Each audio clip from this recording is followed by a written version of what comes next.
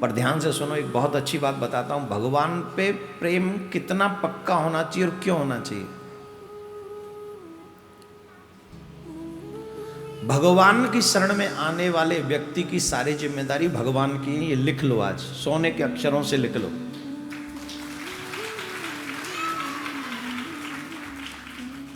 कैसे? सुनो, विभीषण जी का नाम सुना है?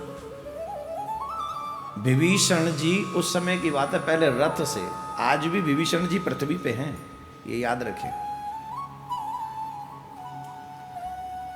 एक श्री रंगनाथ जी के मंदिर में विभीषण जी आज भी ब्रह्म मुहूर्त से पूर्व श्री रंगनाथ महाराज की सेवा करने आते हैं, और वहां पर उनके चढ़ाए हुए चंदन और पुष्प, जब ब्रह्म मुहूर्त में पट खुलते हैं रंग जी के मंदिर में, वृंदावन वाले नहीं, अलग, वहां उनके चढ़ाए हुए पुष्प का दर्शन आज भी होता है, चंदन भी मिलता है, तो वो आज भी आते हैं। पहले की बात थी तो वो रथ से आते थे, दिव्य रथ था उनके पास में, उस दिव्य रथ से वो आते थे। तो उस नगर में संयोग से एक दिन वो जा रहे थे श्रीरंग जी का दर्शन करने के लिए, तो जैसे ही उन्होंने टर्न लिया, जैसे कि टर्न होते ना नगर में, नगर जो नगर का प्रमुख रोड होता है, मार्ग होता है, राजमार्ग पहले उसको बोला करते जहाँ भगवान जी विराजते, तो ऐसे यूं कट किया उन्होंने, टर्न लिया, तो एक इनका टर्न लेना हुआ, इनके रथ का, और सामने से उस कट पे ही एक निर्बल से ब्राह्मण निकले अचानक से, और रथ का पहिया उनके ऊपर चढ़ गया, रथ का पहिया उनके ऊपर चढ़ गया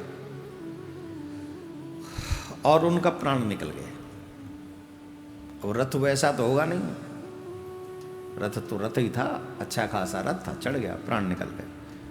वहां ब्राह्मण और इकट्ठे हो गए, उन्होंने देखा, रे राम राम, ये तो बड़ा पापी है, इसने तो ब्राह्मण मार दिया, ब्रह्म हत्या कर दी। सबने विभीषण को घेर लिया ब्राह्मणों ने, और बड़ी जोर जोर से मारने लगे, पीटने लगे, हाथ में जो भी दंड थे उन दंडों से उनको पीटने लगे। अब पीट रहे हैं, उनके शरीर में कोई अंग भंग हो नहीं रहा था, शस्त्र लाए काटने के लिए, वो शस्त्र से कटे ना। क्यों नहीं कटे? क्योंकि भगवान ने उन्हें अभयदान दे रखा है, अमर कर रखे हैं। भगवान जब लंका जीत के जा रहे थे तो विभीषण से क्या कहा था? करहु कल्प भर राज तुम मोय सुमरेउ मन माय, पुण्य मम धाम सो आयऊ जहां संत सब जाएं। एक कल्प तक तुम राज्य करो और मेरा स्मरण मन ही मन करते रहो, फिर तुम वहां मेरे पास आना, जहां पे सभी संत आते हैं, मैं तुम्हें वहीं मिलूंगा, मेरे धाम में आ जाना।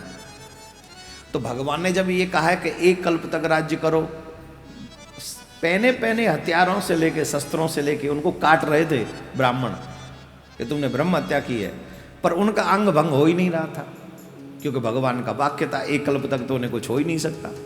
तो वो कह गए, अरे ये तो माया भी है कोई, इससे तो कुछ फर्क ही नहीं पड़ रहा। तो ब्राह्मणों ने उसे काल कोठरी में बंद कर दिया विभीषण को, भूखा प्यासा, पानी वानी कुछ नहीं मिलेगा, मर जाएगा।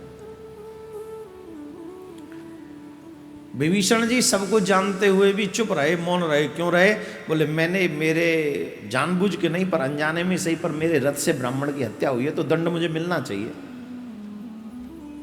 जो सजा मिल जाए वही अच्छा, जो भगवान की कृपा। तो उन्होंने अपने आप के बचाव में कुछ नहीं किया।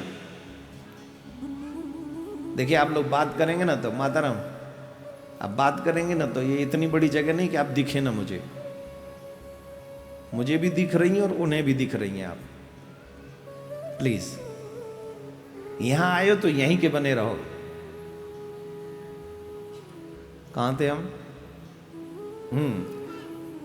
तो विभीषण जी को लगा कि मेरे द्वारा ब्रह्म हत्या हुई है, तो जितना फल मुझे मिल जाए उतना अच्छा। तो उन्हें बंदी बना लिया गया, काल कोठरी में उन्हें बंद कर दिया गया। नारद जी पहुंचे अयोध्या राम जी के पास। राम जी ने पूछा, कैसे हो? संसार का संदेश सुनाओ, कैसे है सब? बोले संदेश सुन रहे हो सबका, विभीषण का संदेश सुन लो। बोले हाँ हाँ, कैसा हमारा भक्त? बोले चकाचक कोठरी में बंद है, न खाने को मिल रहा है न पीने को। राम जी तो बड़े, क्या हुआ मेरे भक्त को, क्या हुआ मेरे भक्त को? तो नारद जी ने पूरी बात बताई, ऐसे ऐसे हुआ, रथ के नीचे आ गए, ब्राह्मण मर गए और उनको ब्राह्मणों ने बड़ा कष्ट दिया। भगवान श्री राम भूल गए कि ब्रह्म हत्या हुई है मेरे भक्त से, ये भूल गए। अपराध याद नहीं रहा राम जी को, याद क्या रहा कि मेरा भक्त कष्ट पा रहा है।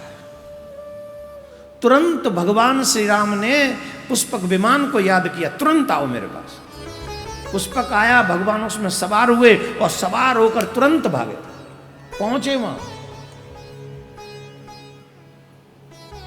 नगरवासी ब्राह्मणों ने देखा भगवान श्री राम आए हैं, सब खड़े हो गए और खड़े होकर राम जी का स्वागत किया। बहुत अच्छा हो गया महाराज, आप आ गए, अब आप हमारा न्याय कर देंगे, क्योंकि आप तो बड़े बड़े लोगों का न्याय करते, आप तो धर्म सम्राट हैं। आपने तो कुत्ते का भी न्याय किया, आप कुत्ते की भी सुनते हैं। अब कहानी सुनी है ना कुत्ते की, भगवान श्री राम के पास चला जाता, एक संत ने डंडा मार दिया, फिर भगवान उसे पूरा, कुत्ते को भी आप न्याय देते महाराज, आइए कृपा करिए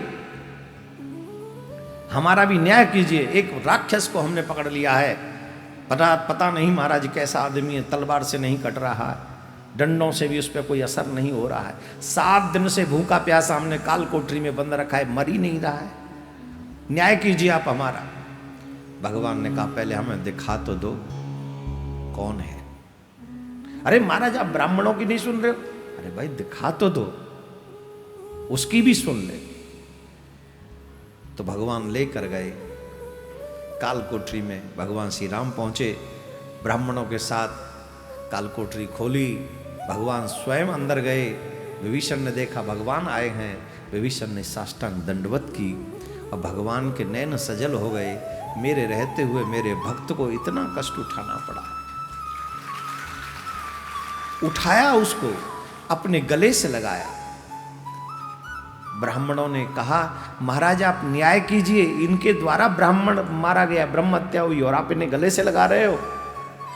तो भगवान श्री राम कहते हैं आप सबसे हाथ जोड़ के प्रार्थना करता हूं, इस भक्त को आप छोड़ दो। महाराज इसने ब्रह्म हत्या की है और आप ऐसा कह रहे हैं, इसका मतलब ब्राह्मणों को न्याय आपके यहां भी नहीं मिलेगा?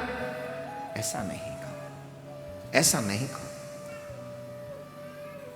आप ब्राह्मणों को कौन, आप तो स्वयं ब्राह्मण हैं, परंतु इन्होंने ब्रह्म हत्या की है, फिर भी मेरे भक्त हैं, मेरी शरणागति है। आप बताओ ब्रह्म हत्या का जो भी दंड है, भगवान के वाक्य सुनना, मानव हो तो तुम्हारा हृदय फट जाएगा। भगवान श्री राम कहते हैं जो भी ब्रह्म हत्या का पाप है जो विभीषण को लगा है, वो मैं अपने सर लेता हूं, वो मैं अपने सर, वो पाप मेरा है।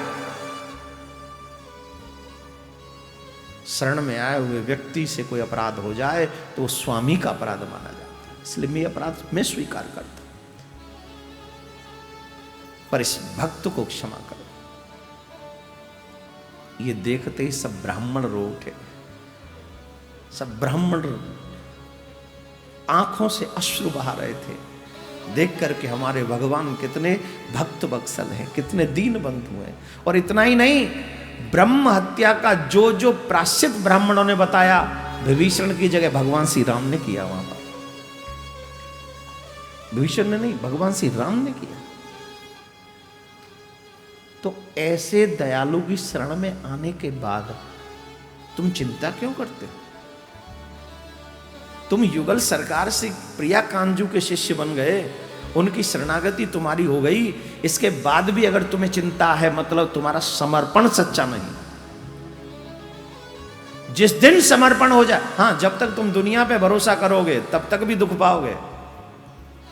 हमारी प्रॉब्लम क्या है, कभी यहां भरोसा, कभी यहां भरोसा, कभी यहां भरोसा, 3 नावों में पाँव है। कभी घर वाले देख लेंगे, कभी रिलेशन में आ जाएंगे, वो हेल्प कर देंगे, और जब वो सब जगह से धक्का मार देते तब अब भगवान हे प्रभु अब तो आप ही हो। उसमें भी 1 आध दिन की देरी हो जाए तो फिर भगवान पे विश्वास हो जाता है। हाँ या ना जवाब दो। एक जगह गांठ मार के बैठ जाओ, you are mine, I am yours, I don't want to go anywhere. अब तुम करो जो तुम्हें करना है। I promise you, He will make you happy. Definitely He will make you happy. आपको खुश कर देगा। क्या बोलना पड़ेगा?